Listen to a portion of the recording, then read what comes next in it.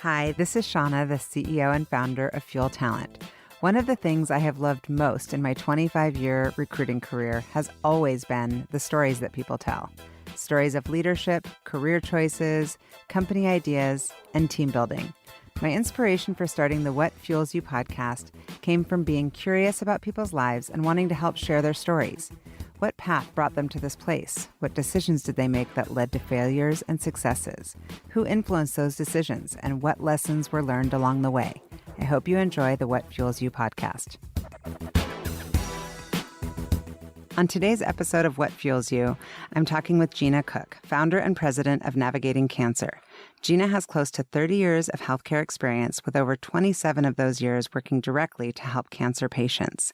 In 2008, she founded Navigating Cancer with a vision to leverage technology to improve patient care.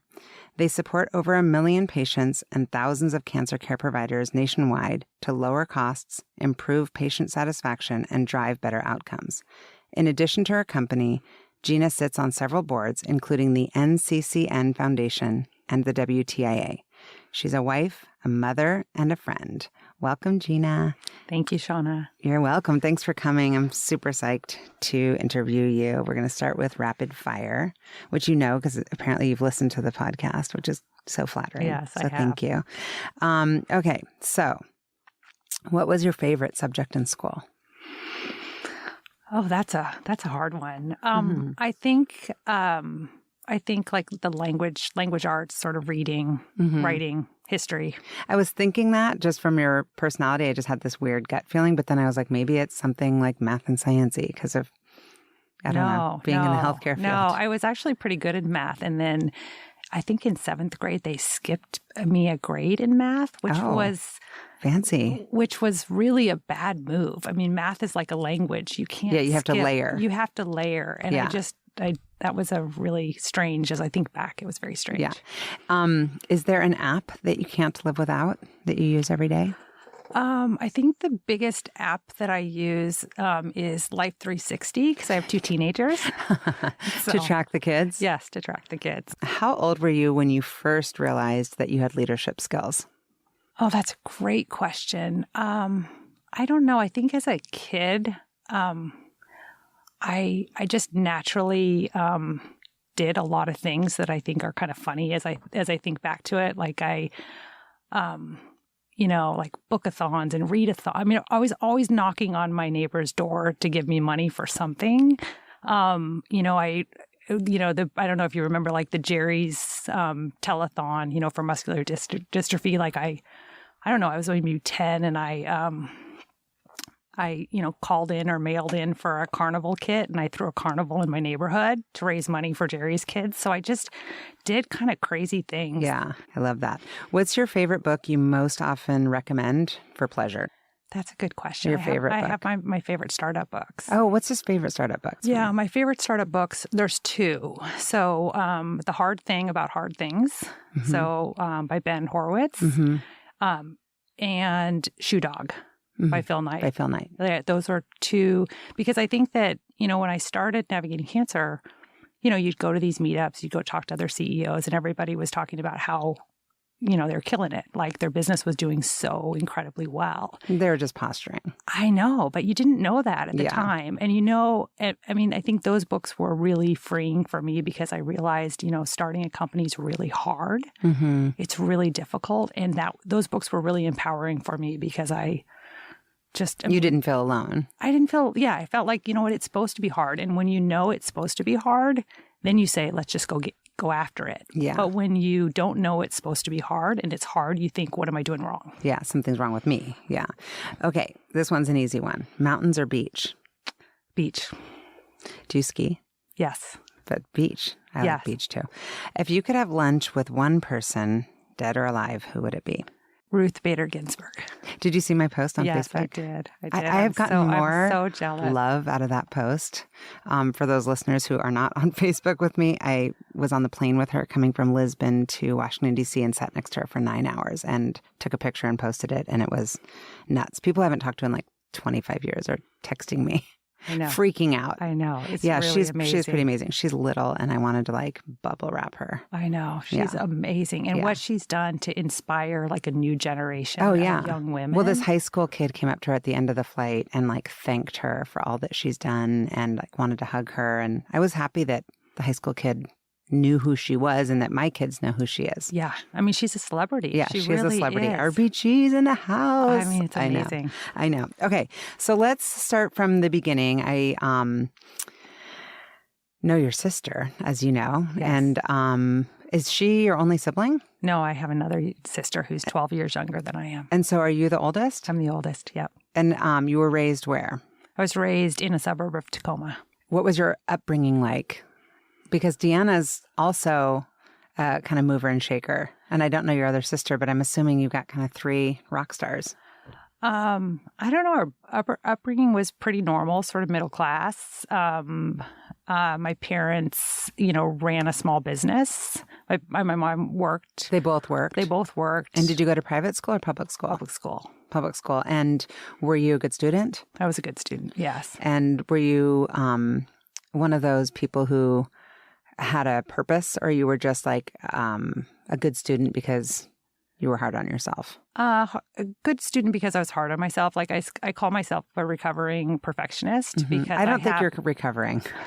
We're not close enough for me to say this to you, but I think you might be a perfectionist.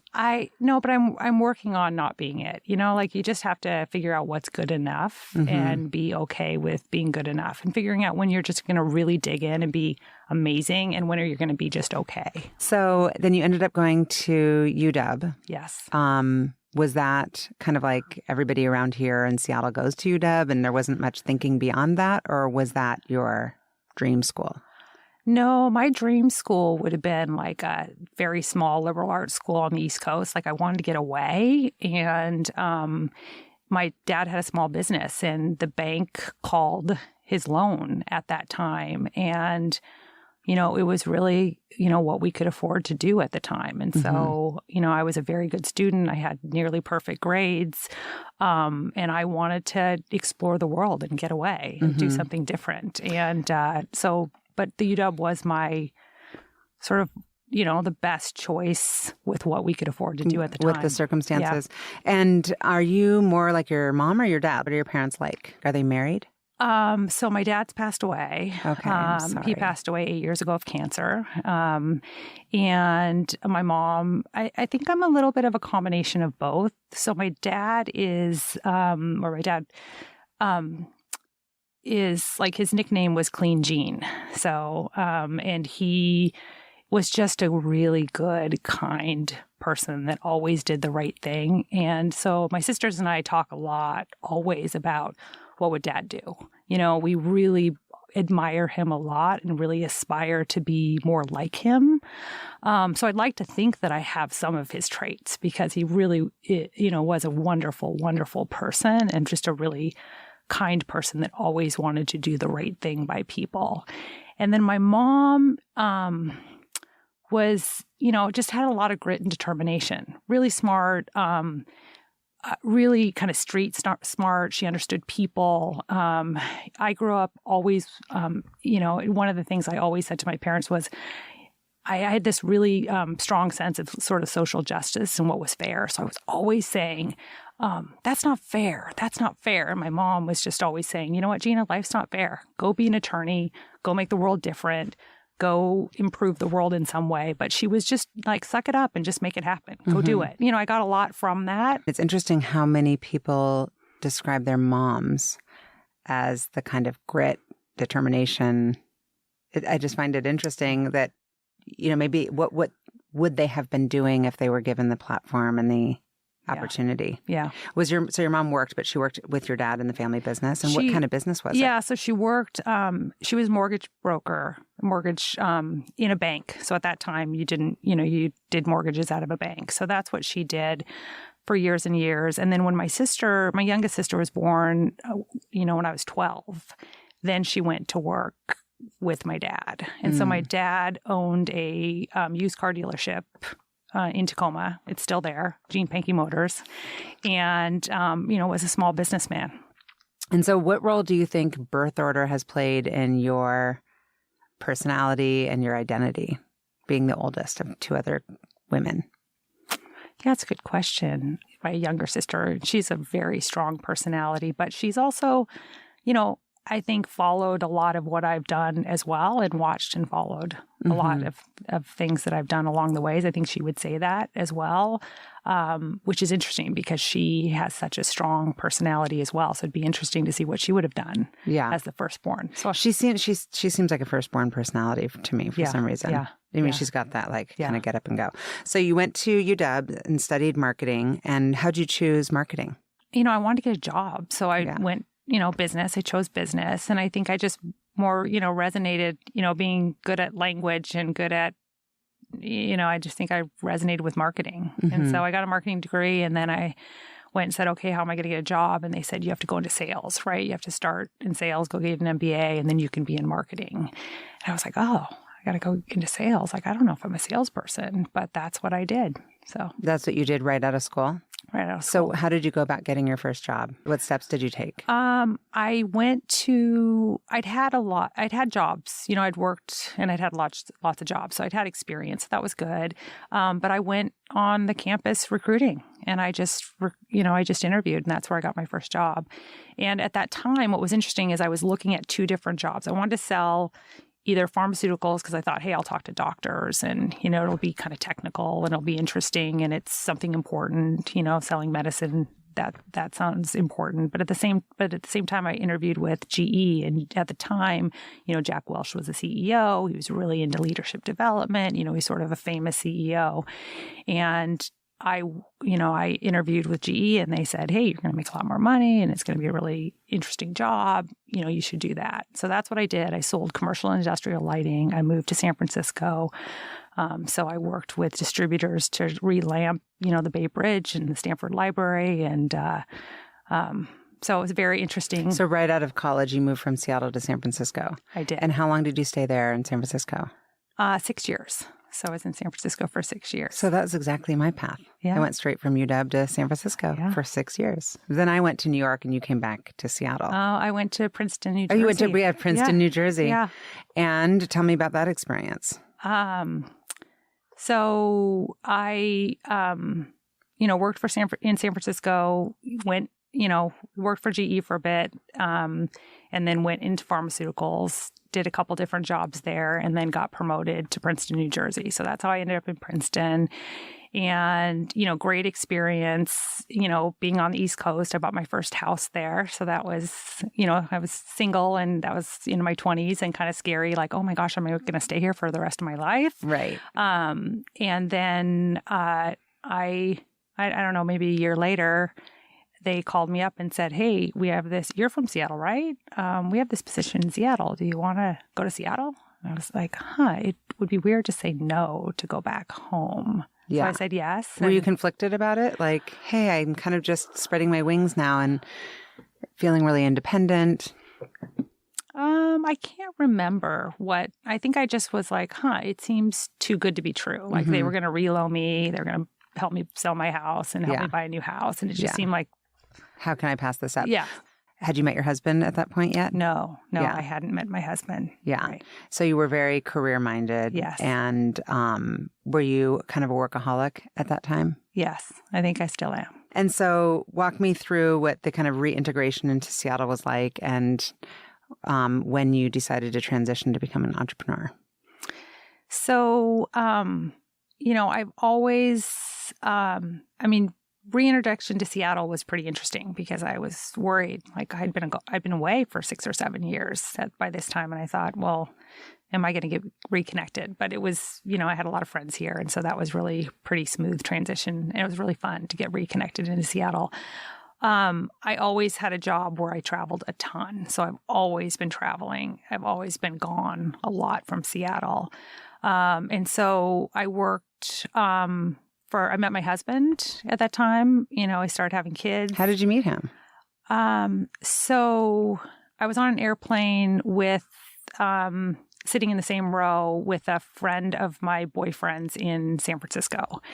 And I ran into him. I was I think I was flying back to San Francisco because although I'd been gone from San Francisco, I'd been there for 6 years. I had lots of friends. So I was, I spent a lot of weekends going back to San Francisco. And I was going back and he, we started talking and he said, I said, yeah, I just moved to Seattle. And he said, well, one of my best friends lives in Seattle. You should meet him. And so he gave my number to him. He gave me his number.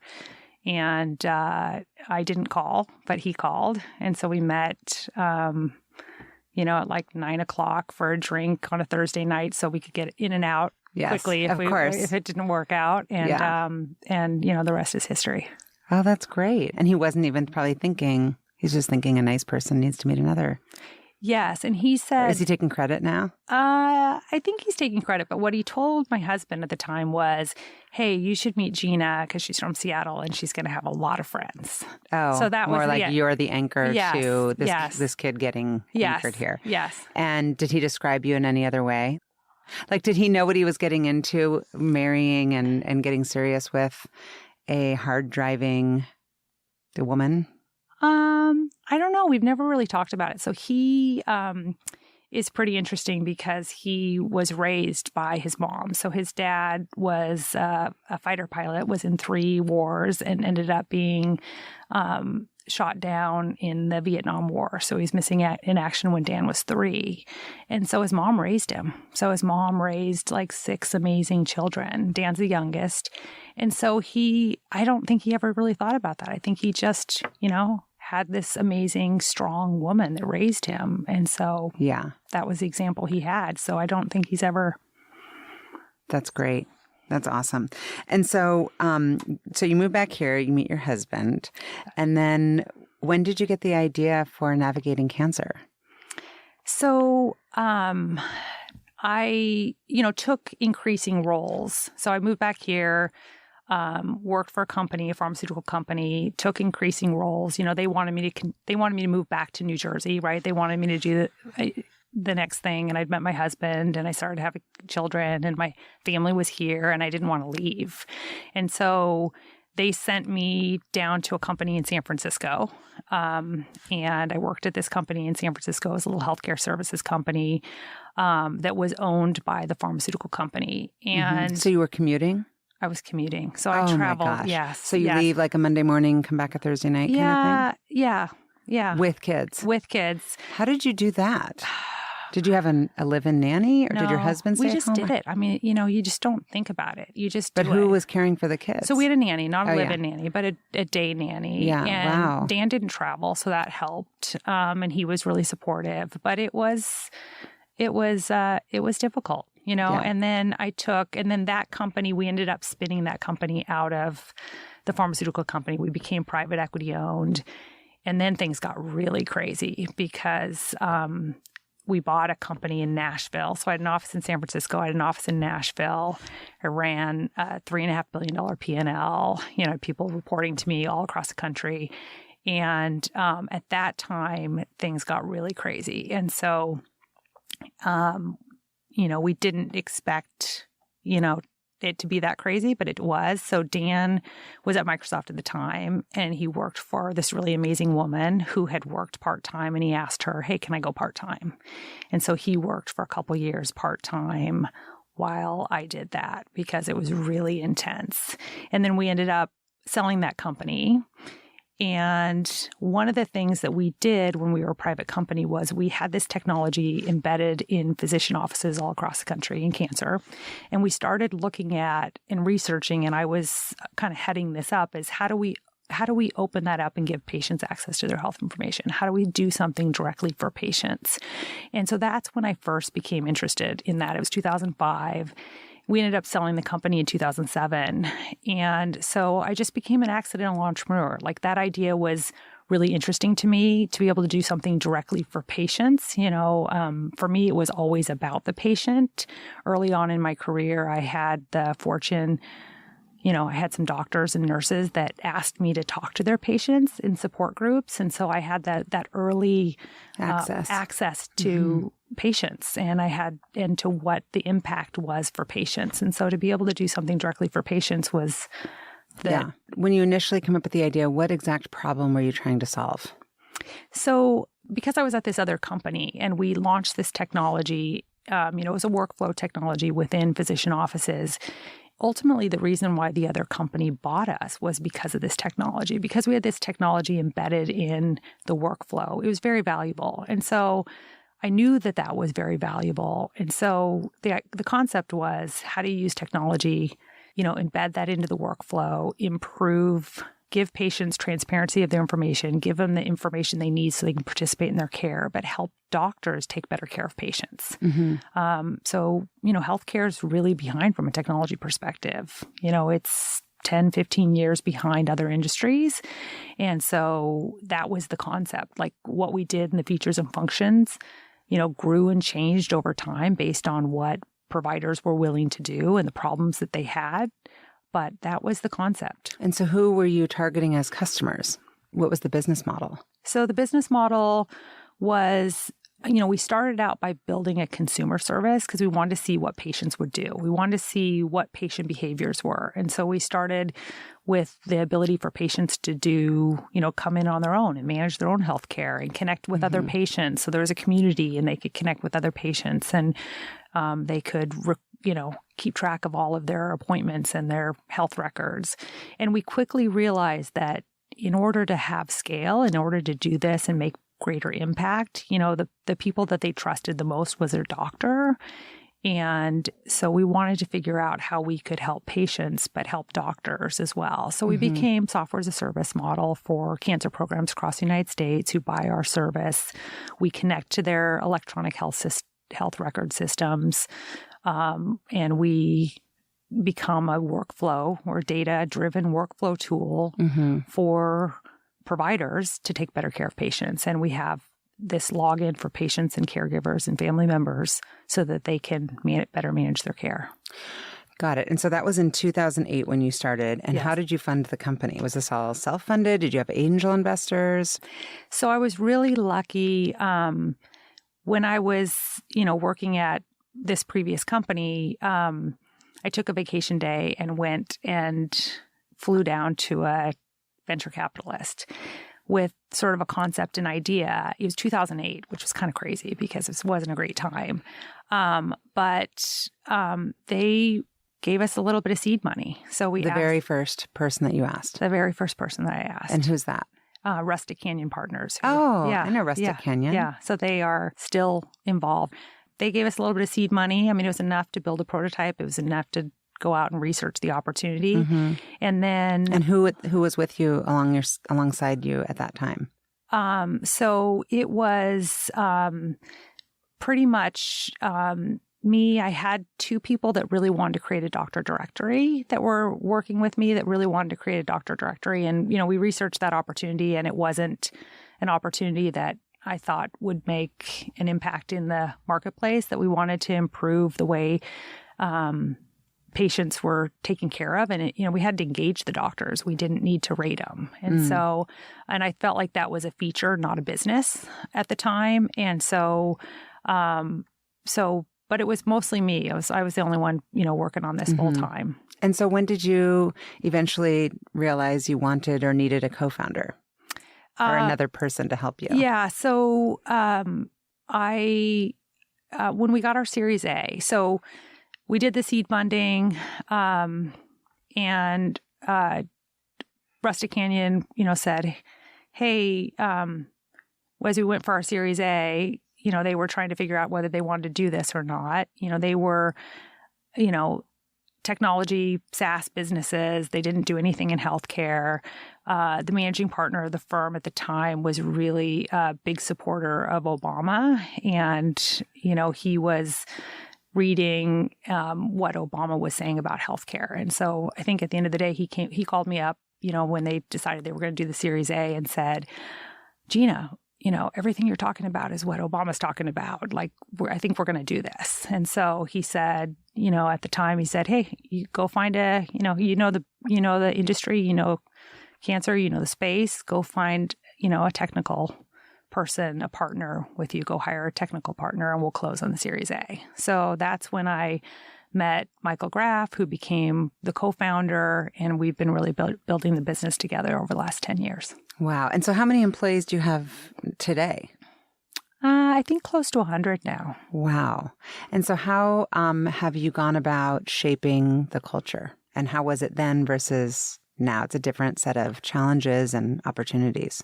Yeah. I mean, I think that when you're 5 people, when you're a couple people, you're 5 or 6 people and you're trying to build a business, culture just sort of happens. Mm-hmm. Did you define it or it just was organic? It was, in the early days, it was very organic. Like, and we were, a really small team trying to solve a really big problem. And so because you know everybody, you build a lot of trust with people. And so, we had fun and we played board games in the office, and we went out for a beer and we did fun things together, but we were a really small team. And so we didn't really think about culture. We thought about how do we hire the smartest people that we can to solve this problem.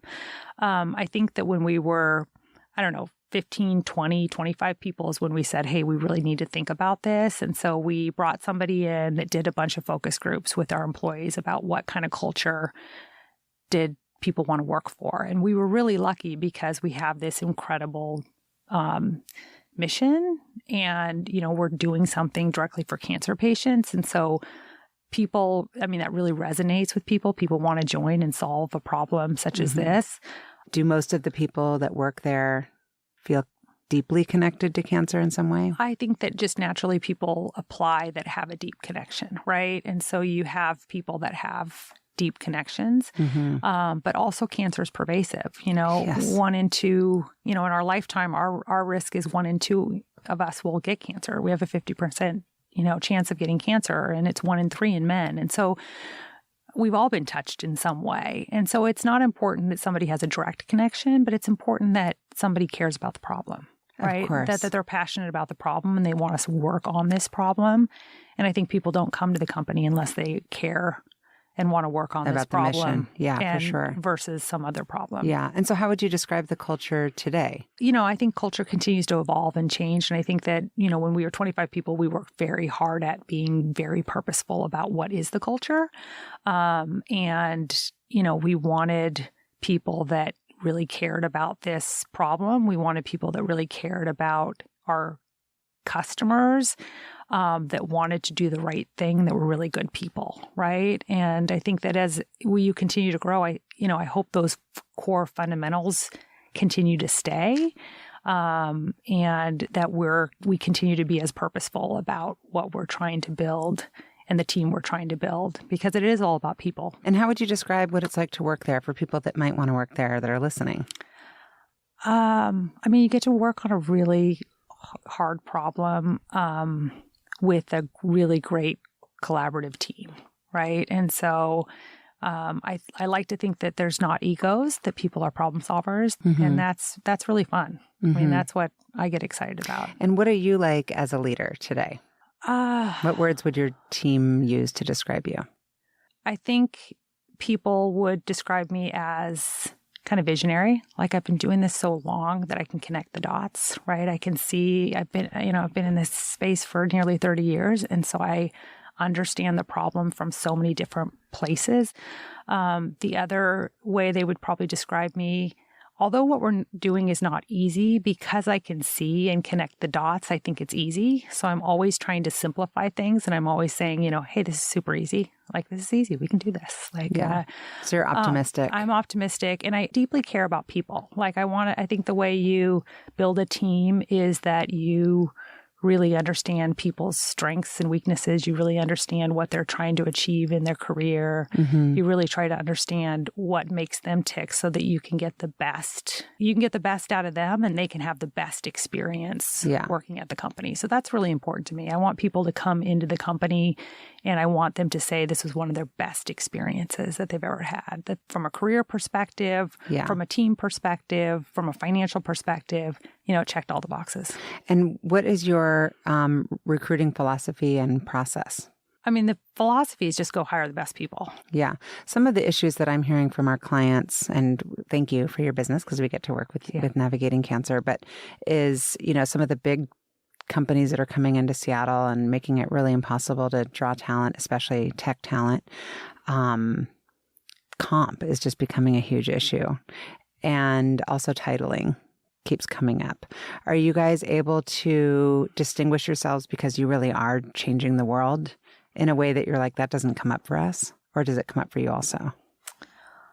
I think that people that come to Navigating Cancer are different. I mean, if you're going to go work at Google or Navigating Cancer, those are such different experiences. And so we're not going to fight for somebody that says they think they want to go work for Google. Right. You're like, if money is your number one motivator, then that answers our question. Yes. And so, there's been times where somebody was deciding between Facebook or Navigating Cancer or Google versus Navigating Cancer. And we're not going to fight that battle, because those are two very, very different companies. But I don't think but overall, we aren't losing. People are coming and they're applying and they're interested. Our candidates always want to work there. We have no problem selling Navigating Cancer for sure. And so what lane are you kind of playing in today versus where you were and where you're going? Yeah. So I ran the company for the last 10 years as CEO and so I was pretty much doing everything. And we were a small company at the time. We started the company probably earlier than the market was ready for us. We had to, there's a lot of things that we had to do and challenges to overcome to be where we are today. And so I did a little bit of everything at that point, and I probably ran, 4 or 5 different roles at the time. And my co-founder did the same thing. He was head of product, head of engineering. On the business side, I ran all of commercial and marketing and, a lot of, I never had a CFO, for example. The business in 10 years never had a CFO. So I raised money without a CFO. So there's just a lot of things that I think, and I wouldn't recommend that, by the way, but there's just a lot of things just based on necessity that we had to do. Mm-hmm. And right now, so last fall, we made a change and I am running sort of innovation, corp dev strategy for Navigating Cancer. And so, I've always done that. You're getting just a little more focused. Yeah, I've always done that, but I did that for 10 or 15% of my time. And now what's interesting about our business is value-based care is here, right? And so value-based care is doctors. In healthcare, we work in a fee-for-service world. And so doctors get paid for providing services. And now the reimbursement is changing where doctors will get paid based on the quality of care and the cost of care. So it's a really different model. And so because of that, doctors now are incented to do different things. And because of that, they're going to need technology, right? Mm-hmm. It's no longer about people and process. They absolutely need technology. And so we're at this time in the business where the market's opening up, the competition has fallen away. It's been a really competitive environment for us to get where we're at today, but the competition's sort of falling away. We're in this leadership position.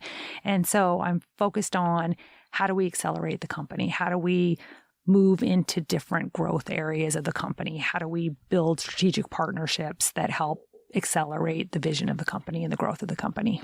Well, that's exciting. And so I want to learn more about healthcare. It's a big, huge subject. Nobody really knows how to tackle. And especially when you're voting or you're making decisions and understanding the role government plays. I would like to learn more. But before we go into that, you talked about fundraising without a CFO. And the statistics around women getting venture funding is like 2% of venture funding goes to women. And so what would you attribute your success to? How many venture funds did you talk to? Because you've raised a total of how much money? As a business, we raised 5. We raised $2 million and then $3 million, and we got to break even. And then in 2015, we raised 12, and then we got to break even. And now we're raising again, and closing about $26 million in funding in total. So yeah, it's. And you're in the room doing the pitch, Yeah. So I was really in a lot of the cases, the only one in the room doing the pitch or flying down to Sand Hill Road or wherever, to get funding. And so. And were you scared?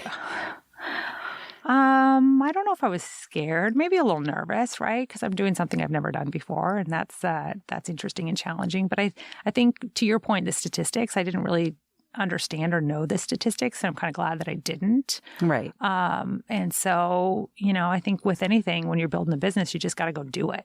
And so I just went. Did you get a lot of no's, or it sounds like you got? Oh, no, I got a lot of no's. Oh, yeah, I got a lot of no's. I mean, healthcare, like you just said, healthcare is really complicated. Yeah. And, if I've been in healthcare for 30 years and it's incredibly complicated.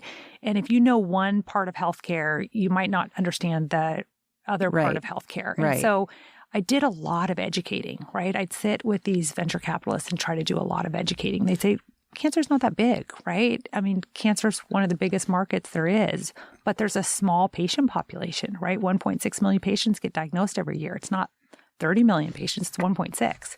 So they, for them to understand the big opportunity in front of them was very difficult. Mm-hmm. And so I got a lot of no's. Okay. And so I know that when I was introducing you and when we started talking about the business, we talked about the fact that navigating cancer helps lower costs, improve patient satisfaction, and that you're driving better outcomes. How do you measure the outcomes?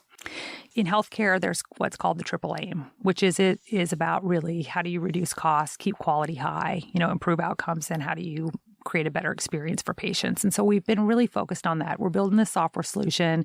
It's very important to us that we create value. And so we needed and worked very hard to measure that value. And so on the patient satisfaction side, as we do, surveys with patients continually, always, every month, we're gaining feedback to really understand the patient experience and what they think, and if we're improving their experience.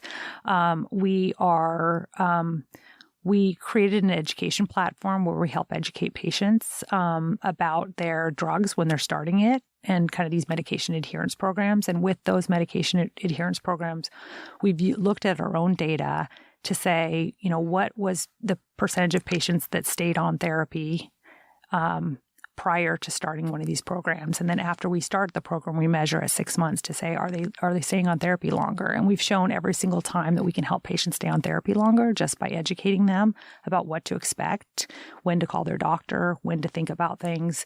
And we've given that data to third parties who validated that have actually shown that not only are we helping patients stay on therapy longer, we're helping them live longer because they're able to stay on their medications in a longer way. They're able to manage their side effects. And then on the cost side is we've built a system where we are helping practices provide better, faster care to patients. So the sort of old model, which you probably know as you call into a clinic, you call your doctor, you leave a message, and they call you back when you can, right? And you have a problem, you have a side effect, you have a symptom, you have an issue, you call your doctor and they call you back. They might call you back 5 hours later, they might call you back 6 hours later, they might call you back the next day. So we've used this software to and a process to create like mini call centers. And so our software, as well as people, sit on the phone using our software. And when a patient calls, they deal with that issue right away. And they use pathways, so symptom management pathways, these validated ways in which to take care of patients. And through that, we've been able to show that just through these faster interventions and the use of our software that we can reduce ED visits and emergency room visits and hospitalizations because we're catching patient issues faster. Mm-hmm. And now we're adding remote monitoring. So we're just with the use of our smartphone, we're asking patients, did you take your medication today and how are you feeling?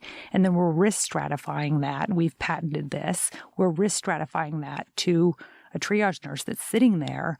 And so they can call the highest risk patients. They can call those patients that are having the biggest issues and manage them. So we're giving providers a glimpse into what's the patient experience outside the clinic. What are they experiencing at home? What are their issues so that they can solve those issues right away? And we've been able to prove that we can reduce cost, and unnecessary patient burden because... Yeah, I'm still a little bit confused about the business model. Yeah. So how does the company make money?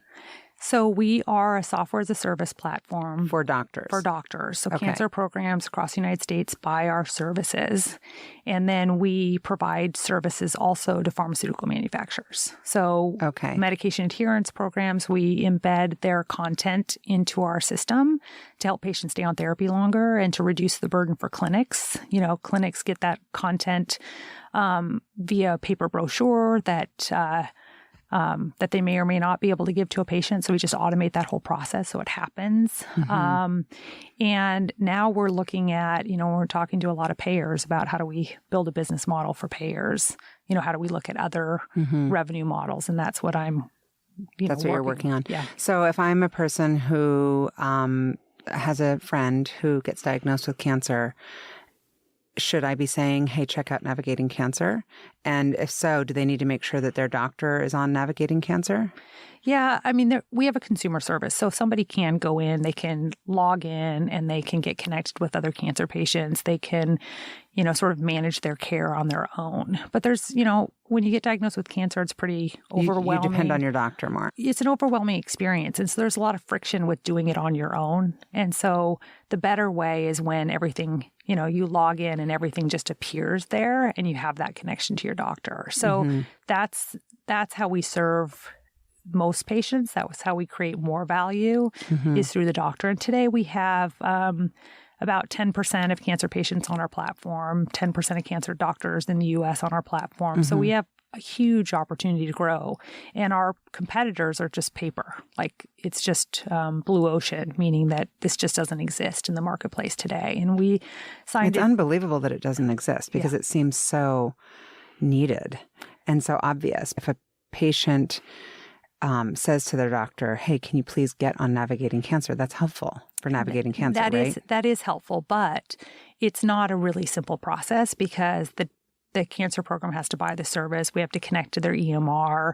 We have to get embedded in their workflow. We have to train people how to use it. Right. We have to change all their processes. So the salespeople who are selling Navigating Cancer are selling into doctors' offices. And that's a complicated sell. It's not just, hey, you should get on our... Yes. And so one of the things that I'm looking at is how do we have different entry points to get to patients, right? So we're serving 10% of cancer patients today. How do we serve 100% of cancer patients? Right. How do we become the platform where patients could enter in any way? They could enter in through their specialty pharmacy. They could enter in through their payer. They could enter in through their cancer doctor. They could enter in on their own and do more on their own and be able to pull down more information on their own. So we're looking at that because then we can really serve patients in a much broader way. We can serve the healthcare ecosystem in a broader way. We can make things more efficient. So those are the things that those are the future directions for the company. Right.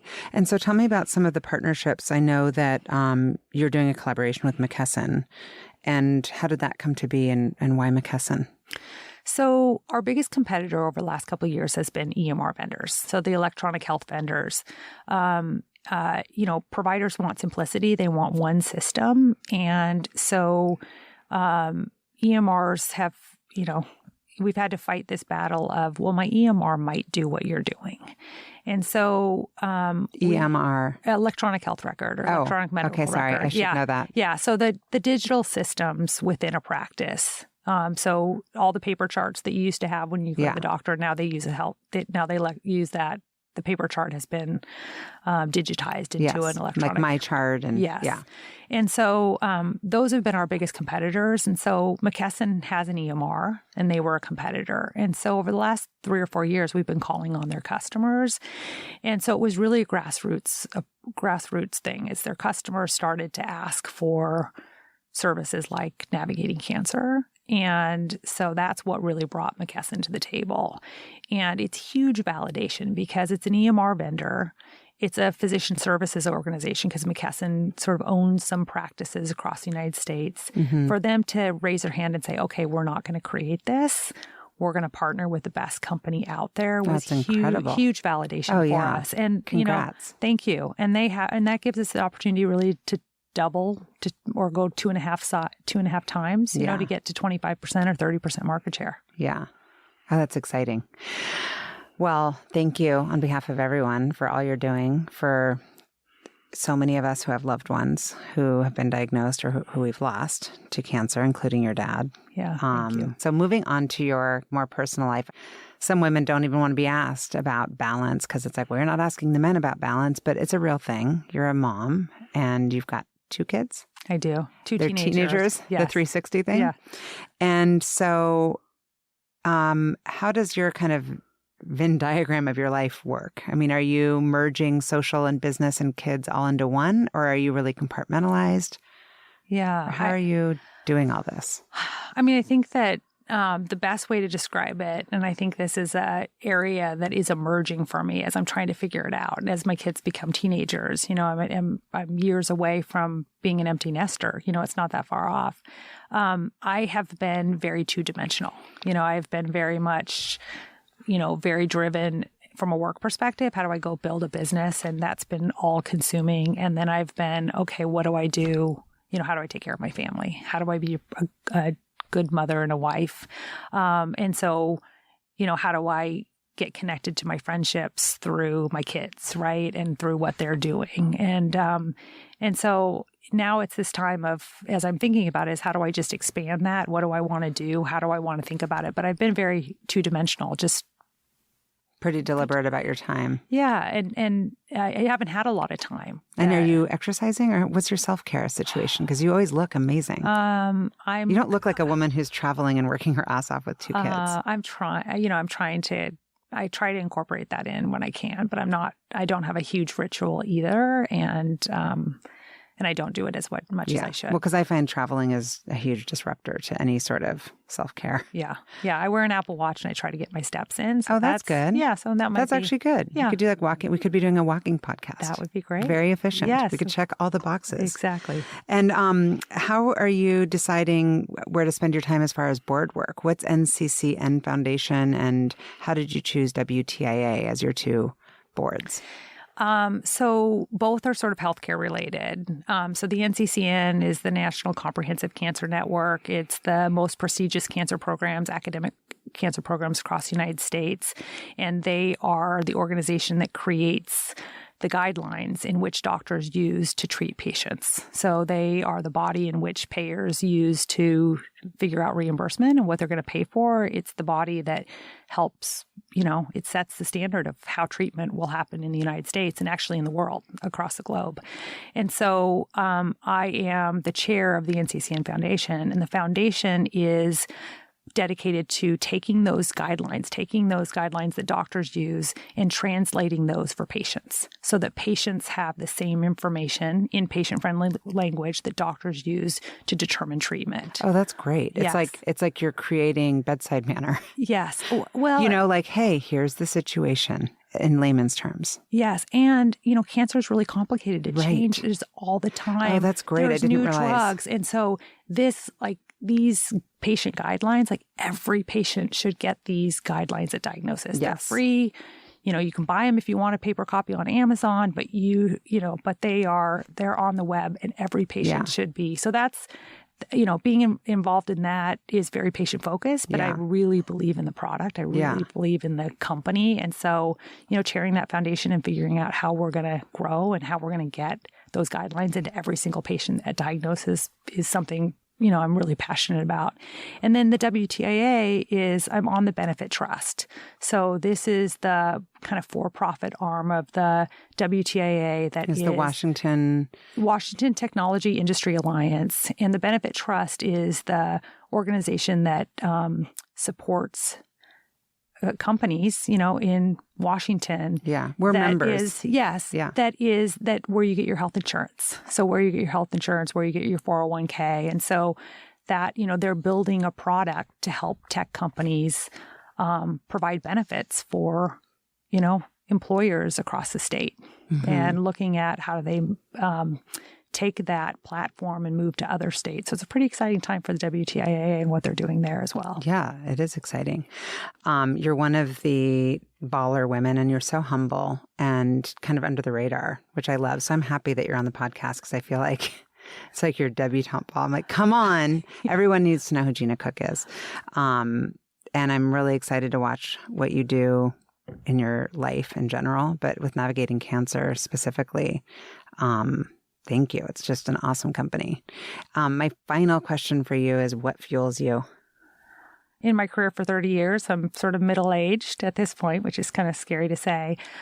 What fuels me is just, I feel like in a lot of ways, I'm just starting. I'm just getting started. And so what fuels me is I'm a problem solver. I love to solve hard problems. I love to innovate. I love to make connections. And so, continuing to figure out the best ways to use my sort of time and talents to do that, and continuing to learn. I feel like I know, I've learned a lot. I've learned how to build a business, right? And so what do I do with that? What's the next step with that? How do I help other women that are starting businesses or other people? You could be a mentor. I just read about a tech company that's like linking mentors with mentees. I think it's Seattle-based, actually. Oh, yeah. Yeah, I don't know. Yeah. But yeah, I mean, how incredible to find someone like you. Have you ever had a mentor yourself?